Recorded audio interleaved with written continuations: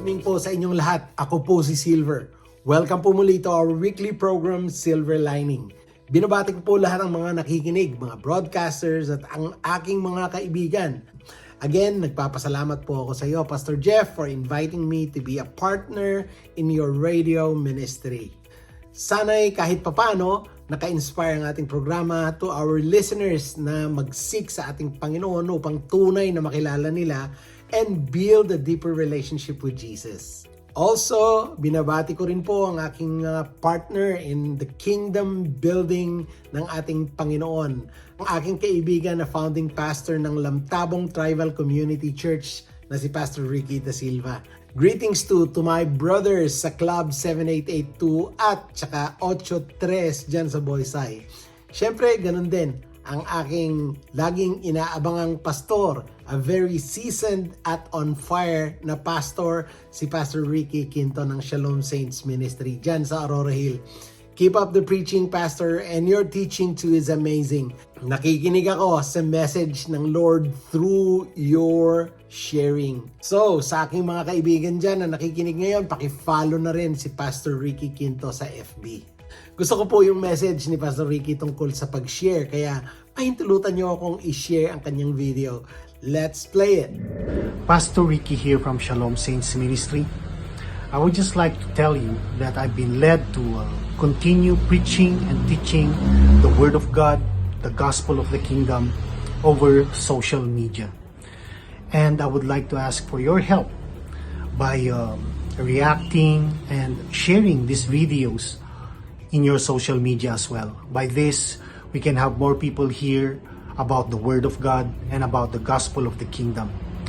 In Matthew chapter 10 in verse 41, the Lord Jesus was saying that anyone who receives a prophet in the name of a prophet shall receive a prophet's reward. And whoever receives a righteous man in the name of a righteous man shall receive a righteous man's reward. And whosoever shall give a drink of cold water only in the name of a disciple, verily he shall not lose his reward. What the Lord is saying is that when we help in the propagation of the gospel of the kingdom, we shall not lose our reward.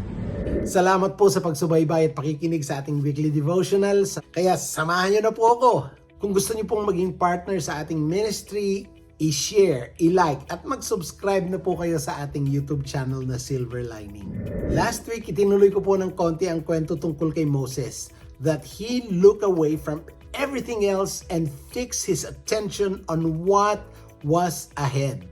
Nakita ni Moses ang higit na mas mahalaga kaysa sa mga pansamantalang kaginhawahan sa palasyo ng Ehipto.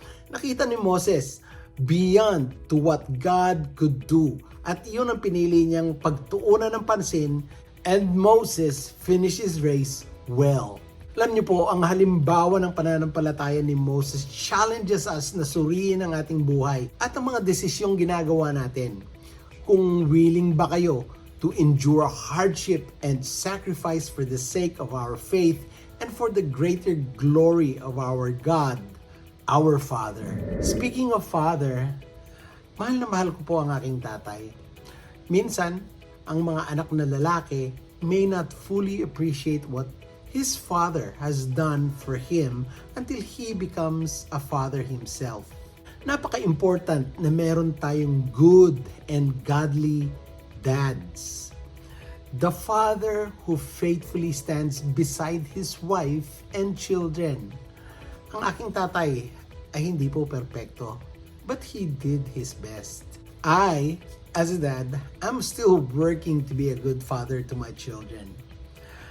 Alam nyo, halos lahat yata ng churches last Sunday nag-celebrate at nag-preach ng tungkol sa father.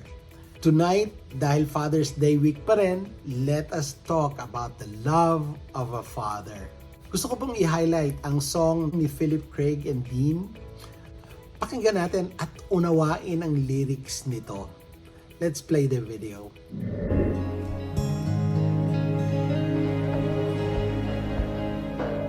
Almighty God, the great I am, immovable rock, omnipotent, powerful, awesome Lord. victorious warrior, commanding King of Kings, mighty conqueror, and the only time I ever saw him run was when he ran to me. He took me in his arms, held my head to his chest, said, "My son's come home again," lifted my face, wiped the tears from my eyes with forgiveness in his voice. He said, "Son, do you know I still love you?" He caught me by surprise when God ran. The day I left home, I knew I'd broken his heart, and I wondered then if things could ever be the same. Then one night I remembered his love for me, and down a dusty road ahead I could see it was the only time, it was the only time I ever saw him run. And then he ran to me, he took me in his arms, held my head to his chest, said, "My son's come home again," lifted my face, wiped the tears from my eyes with forgiveness in his voice. He said, "Son, do you know I still love you?" He caught me by surprise, and he brought me to my knees when God ran. I saw him run to me.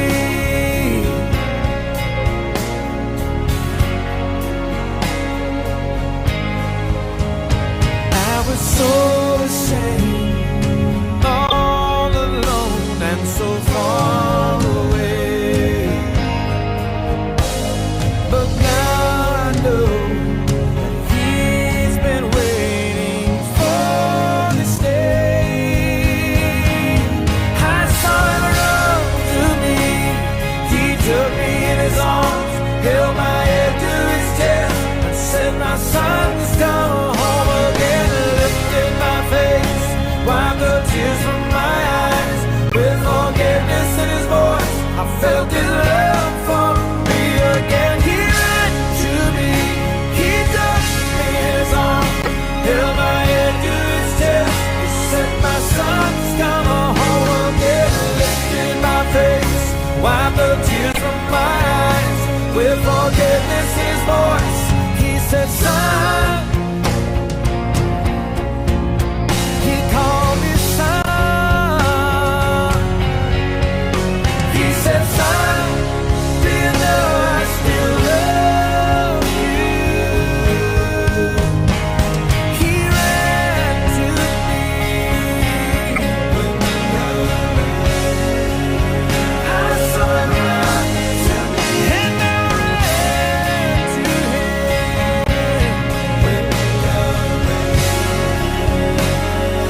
When God ran.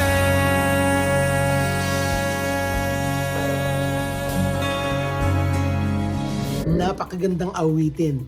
This one is one of my favorite songs that portrays the love of the Father. The imagery in this heartfelt song reflects a very powerful and intimate moment of divine love and forgiveness na naglalarawan sa Diyos hindi bilang isang distant or immovable deity, kundi bilang isang mapagmahal na ama na tumakbo upang salubungin at yakapin ang kanyang nagbabalik na suwail na anak. Ang paglalarawang ito ay nagpapaalala sa parable ng prodigal son sa Luke 15:11-32, demonstrating the Father's unconditional love and grace. Sa song na ito, narinig natin na ang Diyos ay makapangyarihang Diyos. Sabi doon, the great I am, an immovable rock, omnipotent, powerful, and awesome Lord. Pero handang tumakbo upang salubungin ang kanyang anak na nagsisisi. This powerful image breaks the conventional notion of an unapproachable God.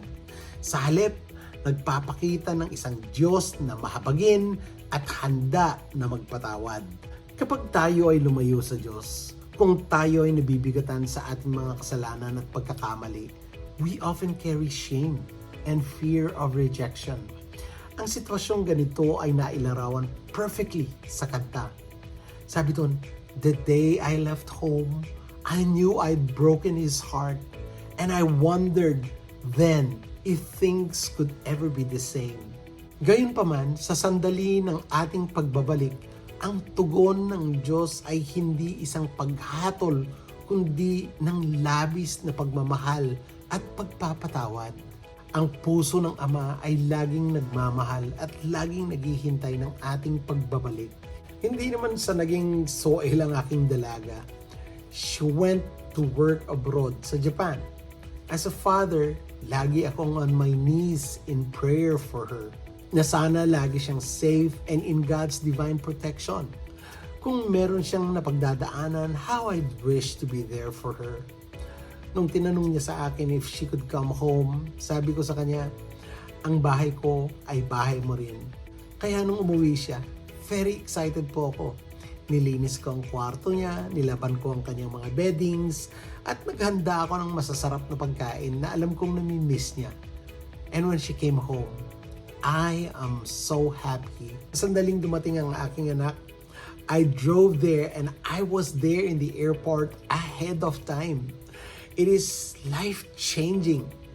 Naalala ko nga nung ipinanganak siya, parang gano'n ang pakiramdam.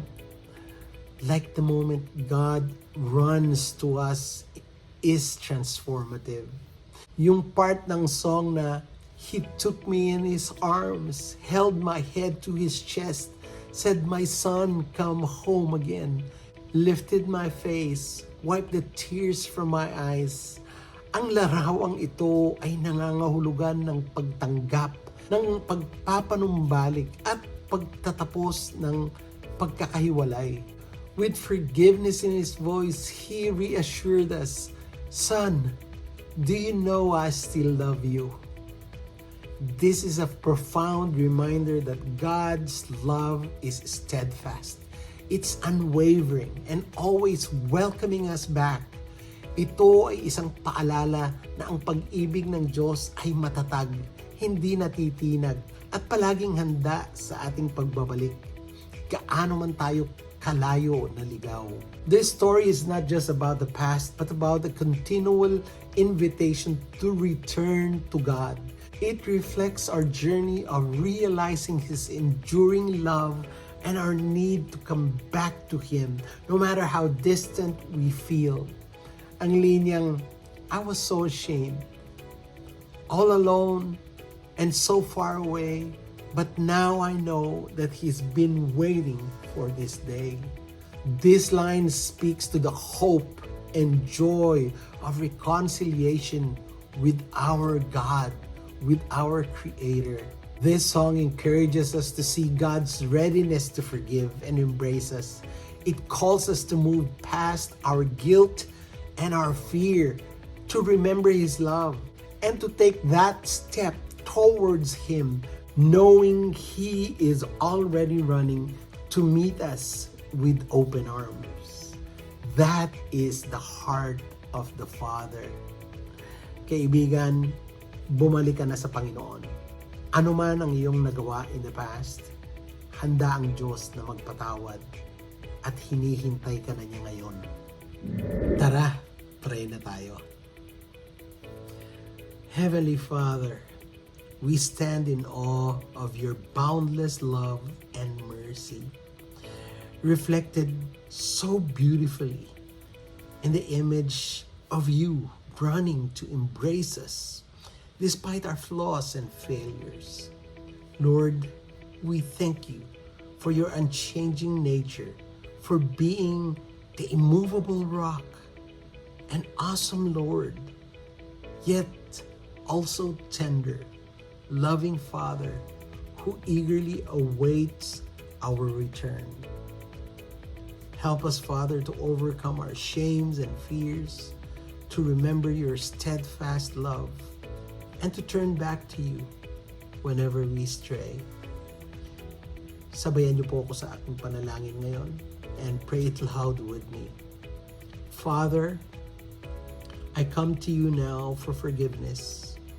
Patawarin mo po ako, Panginoon, sa aking mga kasalanan.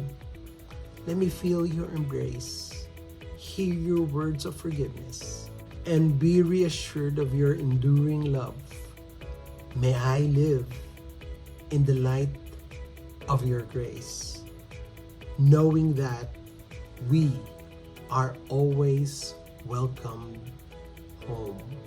Thank you for the sacrifices of your Son, my Lord and Savior, Jesus Christ, through whom I am reconciled to you. Strengthen my heart, Lord, to trust in your love and to walk faithfully in your ways. In Jesus' name we pray. Amen. Sana yung muling nakapagbigay ang ating episode ngayon ng karunungan at kaliwanagan upang maging mas malinaw ang ating pangunawa at gabay ng direksyon ng ating paglalakbay sa buhay sa kasalukuyan. Abangan po ang ating mga susunod pang mga weekly devotionals. Salamat po muli. Ako po si Silver, sa pahintulot po ng ating Diyos na nagbibigay liwanag, karunungan at pag-asa. Nandito muli ako next week. Bye and God bless you all.